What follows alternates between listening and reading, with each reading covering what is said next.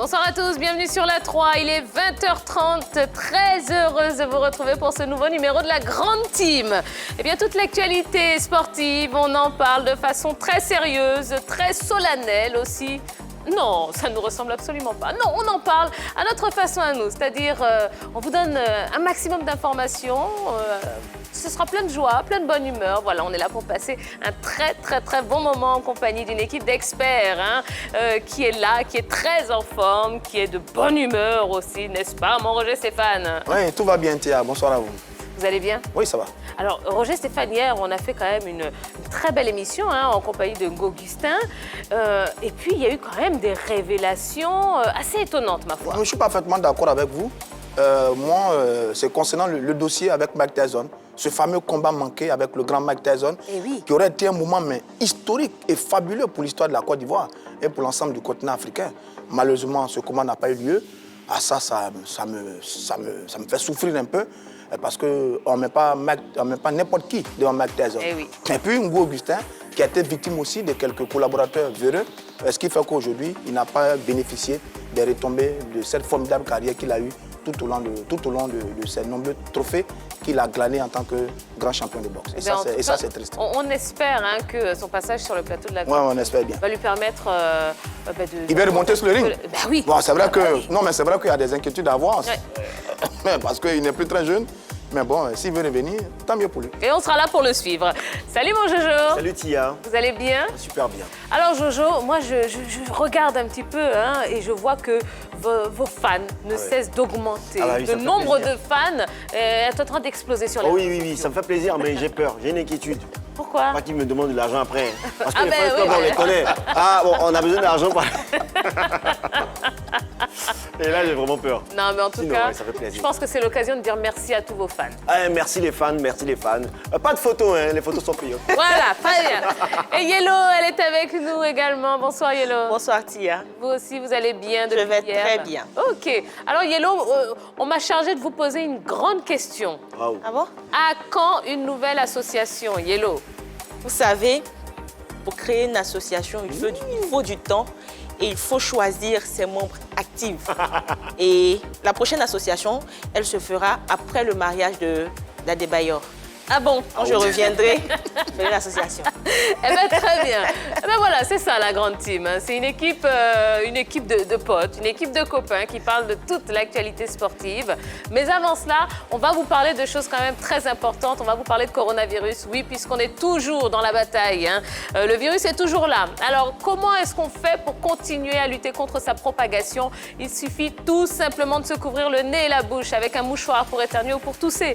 Il faut se laver les mains avec de l'eau et du savon de façon régulière et puis il faut éviter tout contact étroit avec une personne souffrant de fièvre, de toux, de rhume.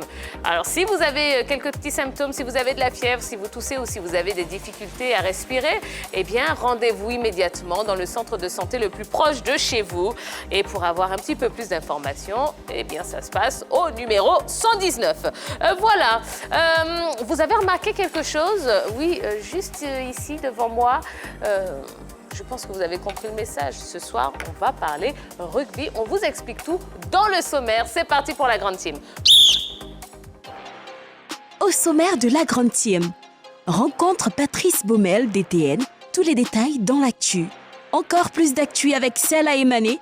Du rugby en Afrique, le business très juteux des matchs amicaux, c'est dans sa buzz.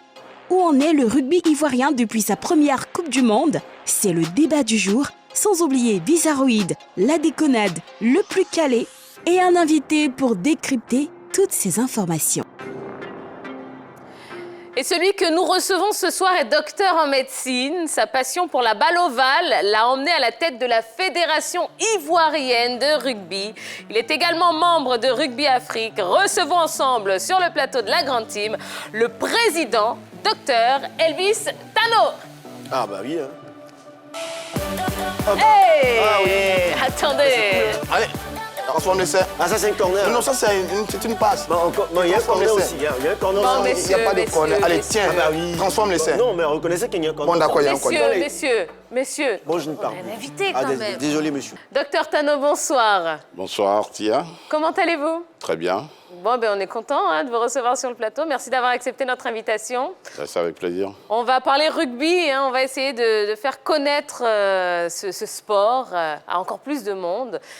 Déjà, on voudrait savoir comment se porte le rugby ici en Côte d'Ivoire. En Côte d'Ivoire, ici, le rugby, depuis que nous sommes à la tête, je dirais que ça va. À l'international, le rugby ivoirien occupe la 8e place. Au niveau africain. Ok. Et au niveau mondial, nous sommes 42e, donc ça va. Ah, c'est pas mal. C'est pas mal. Oui, les chiffres sont là, mais quand le président dit le rugby ivoirien va bien, j'avoue que ça me titille un peu quand même. Là, actuellement, nous sommes à 14 équipes en championnat. 14 équipes. Et nous avons pu créer 2 ligues, la Ligue 1 et la Ligue 2. 8 en Ligue 1 et 6 en Ligue 2. Mais il y a eu la dissidence qui fait qu'aujourd'hui, certaines équipes ne participent pas à la compétition et donc vous êtes retrouvés avec ce nombre-là. De 2015 jusqu'à maintenant, nous avons commencé avec 10 et aujourd'hui nous sommes à 14. La dissidence participe bel et bien avec les écoles de rugby au championnat. D'accord. Alors, justement, quand vous avez pris la tête de la fédération, le rugby était dans quel état? 2015, c'était le chaos. Parce que beaucoup avaient pensé qu'avec la qualification de la Côte d'Ivoire en 1995, c'était la finalité. Malheureusement, il fallait, avec beaucoup de maestria, utiliser cet avantage de la qualification, de la participation de la Côte d'Ivoire à la Coupe du Monde en Afrique du Sud pour asseoir les fondements. Malheureusement, ça n'a pas été le cas. Et quand nous prenions cette fédération en 2015, le rugby était quasi inexistant en Côte d'Ivoire. Et aujourd'hui, avec ce très beau projet Côte d'Ivoire Rugby, on essaie de redonner ce que 1995 a été en partant des écoles de rugby dans toute la Côte d'Ivoire, en implantant un peu les écoles de rugby un peu partout. Et aujourd'hui, d'ici 2 ans, on aura un bel effectif pour le rugby ivoirien. Alors, si on peut se permettre de faire un petit bilan comme ça, de 2015 à aujourd'hui, 2020, qu'est-ce que vous avez apporté concrètement au rugby ivoirien? Le nombre de licenciés a augmenté. 2015, on était à 850 licenciés. Aujourd'hui, 2020, nous sommes à 2500 professionnels qui jouent au rugby. En termes de chiffres, pour les écoles de rugby, il n'y avait pas le programme GIR, le Get Into Rugby de World Rugby, était quasi inexistant.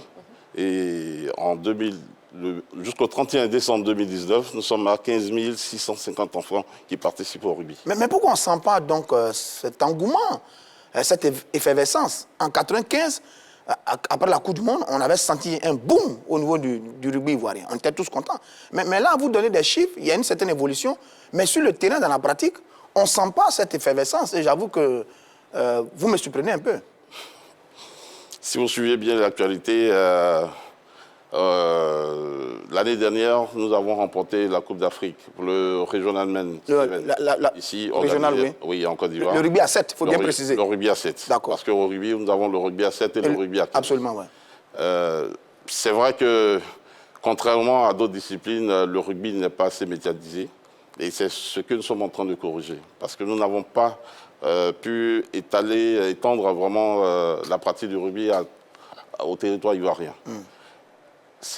Depuis 2 ans, nous sommes en train de remédier à cela et le nombre est en train de croître grâce à ce beau projet de Côte d'Ivoire Rugby que nous sommes en train de mettre en place. D'accord. Ah, c'est bien beau tout ça. Moi, je me rappelle la belle époque où je jouais encore au rugby. C'était vraiment bien, j'étais pivot. Vous avez joué au rugby? Oui, j'étais pivot. Et on m'aimait bien. Dans quel club, s'il te plaît? Voilà, le club. J'ai oublié le club. Le coach n'aimait pas qu'on appelle le club, on appelle ça le club Sporting Club de Daloa. De Daloa. De Daloa? Oui, Sporting Club de rugby de Daloa, effectivement. Quand je jouais là-bas, j'étais pivot, j'étais très fort, tout le monde m'aimait. On me donnait des mangues après chaque match. Voilà, c'était au moins ça. Bien. C'était au moins ça de gagner. Ah, bien sûr. D'accord, très bien. Pivot en plus. Hein. Pivot. Ah, bien sûr. Bon, c'est vous qui voyez, si vous ne croyez pas. Non, mais laissez-nous le soin d'apprécier quand même ce poste stratégique, hein, pivot, au rugby. Bon. Pourquoi pas, pourquoi pas. En tout cas, messieurs, dames, vous avez vu, hein, ce soir, on va parler rugby, mais pas que, hein, sur le plateau de la Grande Team. On a le plaisir de recevoir le docteur Elvis Tano, donc président de la Fédération ivoirienne de rugby sur le plateau. Si vous avez des questions à lui poser, vous le faites tout simplement, comme d'habitude, en allant sur la page Facebook de la 3. Vous voyez la publication là, qui est juste là, à côté de moi. Eh bien, vous répondez également à toutes ces questions, puisque l'émission, elle est interactive, elle se fait également avec vous. Eh bien, tout de suite, on va entrer dans le vif du sujet. On commence tout de suite avec l'actu.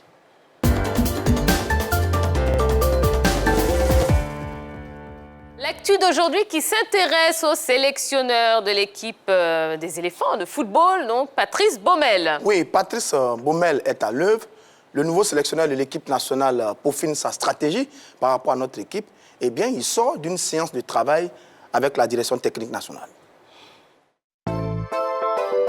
C'est le jeudi dernier que Patrice Baumel a réalisé sa première sortie officielle dans les habits de sélectionneur de l'équipe nationale de Côte d'Ivoire. Sa première action terrain l'a mené au Centre technique national de football, à Bingerville, où la DTN l'avait convié pour une prise de contact.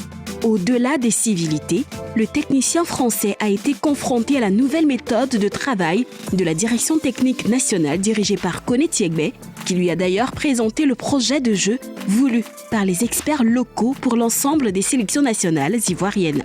Selon le site officiel de la FIF, ce plan établi par Maxime Guaméné, responsable du pôle de sélection, préconise une disposition tactique en 4-3-3 pour toutes les sélections qui devront évoluer plutôt avec un jeu de possession. Ce document table également sur les qualités et le profil du gardien de but et présente les ingrédients de la préparation athlétique des joueurs. Des échanges appréciés par Patrice Baumel, qui a reconnu le travail ambitieux réalisé par la DTN. Par contre, le projet de jeu proposé n'a pas semblé enchanter l'ex-adjoint d'Hervé Renard. Selon le nouvel entraîneur des éléphants A, chacun a ses idées. J'ai donné des idées sur ce que je mets en place depuis des années. Chaque coach a sa spécificité. Le football est quelque chose qui n'est pas du tout statique. C'est pour cela qu'on l'aime tous autant, a fait savoir Patrice Baumel. Ce qui laisse présager que le style de jeu des éléphants ne changera pas du jour au lendemain. Oui, Roger Stéphane. Oui, c'est une belle séance de travail. Elle est inédite d'ailleurs. Je n'ai pas souvenir que sur la stratégie de jeu des éléphants, le système de jeu, je n'ai vraiment pas souvenir qu'il y a eu des séances de travail entre sélectionneurs et DTN, et direction technique nationale. J'avoue que je suis séduit, mais vraiment séduit par cette séance-là. C'est-à-dire qu'on va déterminer en même temps et ensemble sur quel système, ou bien avec quelle tactique les éléphants vont évoluer. Alors. Et c'est le fameux 4-3-3 qui semble l'emporter. Et j'estime que c'est très bien fait de la part de Baumel et de la direction technique nationale. Alors justement, hein, ce 4-3-3 avec un jeu plus de possession, disons-le comme ça, est-ce que vous pensez que ce style de jeu convient au football ivoirien? Je vous pose la question sur la page Facebook de la 3, également en plateau. Donc, Monsieur Tano, vous utilisez la petite ardoise, voilà, avec la craie, comme à l'école. 4-3-3 avec un jeu de possession. Eh bien, est-ce que ce style de jeu convient au football ivoirien, oui ou non? Et puis, on explique pourquoi. On y va, on lève les ardoises. Donc, oui, j'ai du non. Et M. Tano dit oui. Oui. Ah oui. Alors, vous êtes notre invité, vous commencez. Oui, parce que en termes de tactique, il est intéressant pour des athlètes d'avoir beaucoup de possession de balle. Et je m'y connais très peu en football, mais je sais que garder la balle permet d'avoir un avantage sérieux sur l'adversaire. Et pour moi, c'est avec la qualité que nous avons avec nos athlètes, c'est ce qu'il faut. Voilà. D'accord. Yellow? J'ai dit oui parce que ce système de jeu-là permettra de sorte que notre milieu de terrain soit de plus en plus en sécurité. Et ça permettra aussi aux joueurs de couloir qu'on a bien évidemment de pouvoir se mettre en exergue. On a un Zaha, on a Gervinho, on a Pépé, on a Maxwell Cornet qui vont mieux jouer. Mais à ce système de jeu-là, il faudrait ajouter un très bon neuf parce qu'on peut avoir de très bons joueurs de couloir, mais si on n'a pas un très bon neuf, ça sera compliqué. Voilà. Oui, je suis parfaitement d'accord avec eux. Avoir le contrôle du ballon, c'est avoir le contrôle du jeu. Et avoir le contrôle du jeu, c'est garanti une victoire. Même si ce n'est pas toujours évident, mais c'est garanti une victoire. Et toutes les grandes nations de football ont le contrôle du jeu. Espagne, Brésil, Allemagne, France ont le contrôle du jeu. Et les grands clubs également, notamment le jeu du Barça. Donc c'est une très belle option. En plus, le 4-3-3 est la matrice du football ivoirien. C'est la quintessence de notre football depuis toujours. Parce qu'on a eu de formidables ailiers. Youssouf Alikou Fofana, Kwasi Ndri Pascal, Begré Yago, Sié Donald Olivier. Et plus proche de nous, Kader Keita et Aruna Dendane. Ça permet d'avoir des flèches sur le côté, déborder, faire des retraits. Ça, c'est magnifique. Donc, quand c'est bien appliqué sur un terrain de football, c'est très bon pour l'équipe qui joue ainsi. Et je suis parfaitement d'accord avec l'option de Baumel et de la direction technique nationale. Moi, je n'adhère pas à ce système. Voilà, je n'aime pas ça. Parce que le 4-3-3, on a toujours vu ça en Côte d'Ivoire. Et ça ne paye pas une seule Coupe d'Afrique. Eh bien, c'est difficile. Moi, j'entends... Oui. Bon, en 2015, je ne parle pas de la Coupe d'Afrique de 92, c'est vrai qu'on a deux, mais en 92, voilà, j'y étais pas là-bas. J'étais ici en 2015. Oui. Eh bien, j'opte pour le 10-1. Le jeu de barrière. La tactique de barrière. Moi, je préconise pour ça. En tout cas, ouais. Le 10-1. Le 10-1. Pourquoi pas? On met tout le monde derrière et un seul devant. D'accord. Voilà, on remonte la balle, lui, il marque. Bon. Et comme ça, vous voyez, ça on a bien compris. Comme ce que Mourinho faisait avec Chelsea. Ah, d'accord. Voilà, lequel de Mourinho? Le cas de Mourinho. Ah, c'est bien pensé. On connaît les défenseurs ivoiriens. Tout le monde vient en bas, et puis on remonte ensemble, ou bien on lance le ballon de l'autre côté là-bas. C'est un peu dangereux quand même. Ça, c'est du rugby. Mais c'est ça, ça va payer. Même au rugby, je ne suis pas sûre.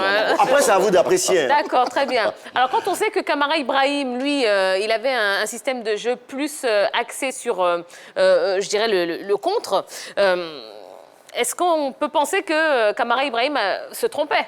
Est-ce qu'il avait tort? Non, c'est le choix de l'entraîneur. Mais le résultat ne lui donne pas raison.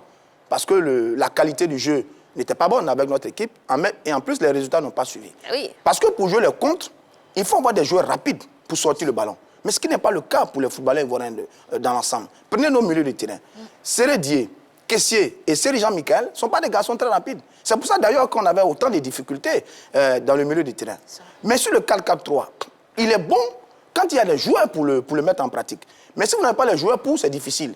Sur la dernière CAN, par exemple, on était en difficulté parce que les deux éléments qui devaient jouer ce principe, que sont Zaha et Pépé, ils ne faisaient pas beaucoup de débordements.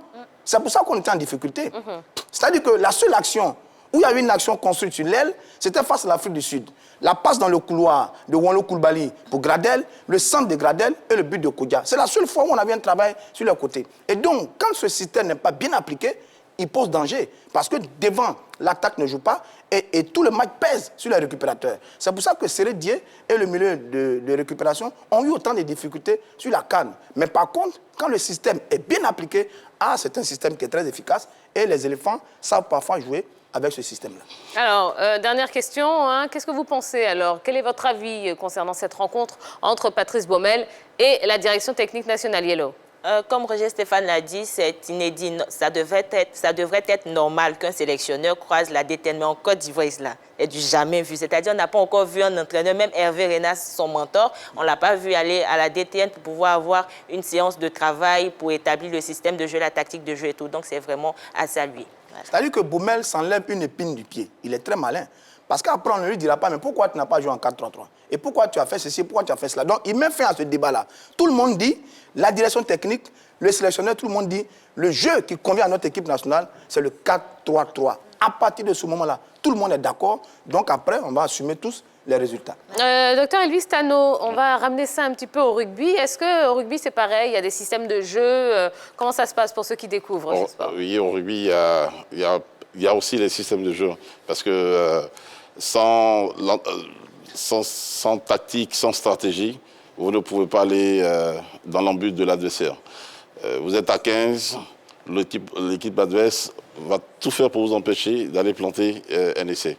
Donc, il faut des stratégies, il faut déployer sur les côtés, il faut avoir un très bon ailier, il faut avoir... en fait, il faut être vraiment solidaire quand on joue au rugby. C'est ça. Et sans stratégie, on ne peut pas avancer. Alors, tout le monde ici sur le plateau s'est étonné de cette rencontre entre Patrice Baumel et la DTN. Au rugby, comment ça se passe? Est-ce que le sélectionneur, il fait ce qu'il veut? Est-ce qu'il consulte la DTN? On aimerait bien savoir comment ça fonctionne chez vous. Au rugby, c'est pratiquement la même chose. Je dirais que le football a copié du rugby, puisque la stratégie... c'est le football qui copie sur le rugby. Même en termes d'école de rugby, nous sommes les mieux outillés. Voilà. La direction technique a la vision et ce fond de jeu est déployé au niveau des entraîneurs. Tout décline de la direction technique nationale. Un entraîneur ne peut pas faire ce qu'il veut d'une équipe nationale sans que la direction technique ait donné son aval. D'accord. Voilà. Eh bien, très bien. Moi, j'ai une question. Oui. Est-ce que ce n'est pas de la séduction? Si. De Patrice Baumel? Oui. Est-ce qu'il n'est pas, alors je vais aller plus loin que vous, mon cher Jojo, est-ce qu'il n'est pas en train de, il n'a pas fait ça justement pour marquer son empreinte et dire voilà, bon les autres ont fait comme ça, moi Patrice Baumel, nouvel entraîneur, parce qu'en plus il a quand même été un petit peu décrié depuis son arrivée. Est-ce que c'est pas une manière effectivement de mettre sa touche et d'imposer sa patte? Dans tous les cas, cet entraîneur, ce sélectionneur a une très bonne méthode. Dès qu'il arrive, il reprend l'angle avec certains joueurs qui étaient en rupture de banc avec la sélection. Ça, c'était très bien. Ensuite, il veut réunir autour de l'équipe l'esprit de 2015 qui nous donne la CAN. Ça aussi, c'est très bien. Et là, il a des séances de travail avec tout le monde pour qu'ensemble, on dessine le profil de la stratégie de jeu de la sélection ivoirienne. C'est très bien. Mais dans tous les cas, quels que soient les schémas choisis sur le tableau, la réalité, c'est le terrain. S'il n'y a pas de joueurs pour animer ce fameux 4-3-3, il va être à problème. Parce qu'à la vérité, moi, des fois, il y a eu des problèmes avec ce système-là. Parce qu'il n'y a pas de débordement. À partir du moment où les ailiers ne débordent pas pour faire le centre en retrait, je me demande à quoi ils servent. Par contre, sur le dernier match face à l'Algérie, quand on a renforcé un peu le milieu de terrain pour la récupération et qu'on a mis Gradel dans une position stratégique, on a vu qu'on a mieux joué face à l'Algérie. Parce qu'on avait sorti Nicolas Pepe. Donc, il faut voir aussi. Les techniciens ont décidé. Mais j'avoue que souvent, ce 4-3-3-là, il pose problème dans la récupération au milieu de terrain pour l'équipe des éléphants. C'est ça. Bon, eh bien, en tout cas, voilà. Chacun son boulot. Absolument. Il sait ce qu'il fait, M. Baumel. Donc, voilà.